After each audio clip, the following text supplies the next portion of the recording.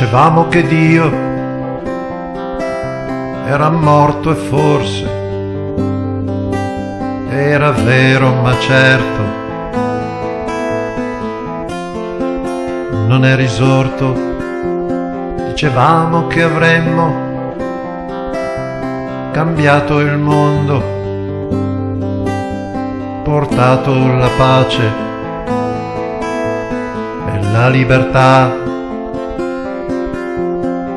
Quel che è successo lo vedete anche voi.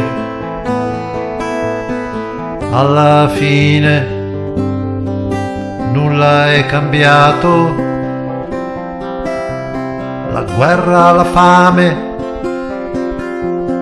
la morte e gli stupri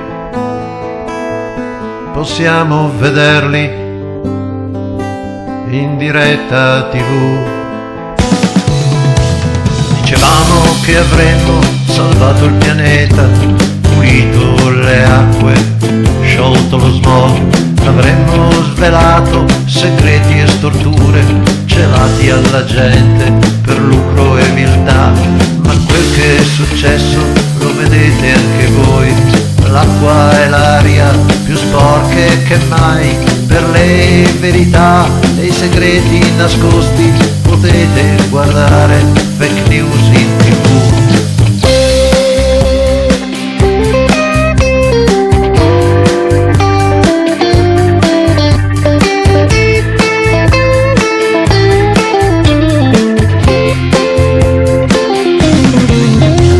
Siamo nati incendiari e alla fine magari finiremo pompieri, senza un perché.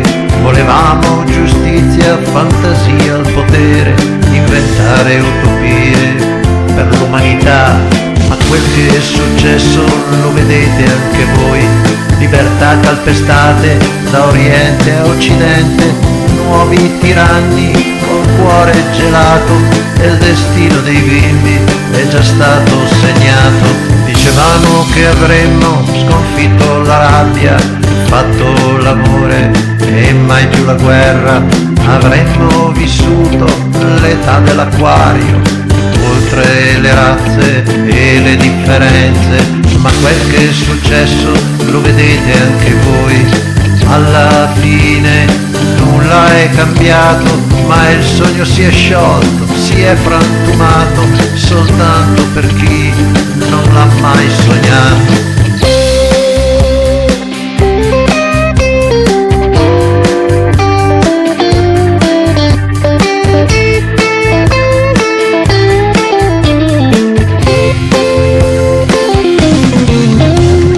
Signori, mi spiace,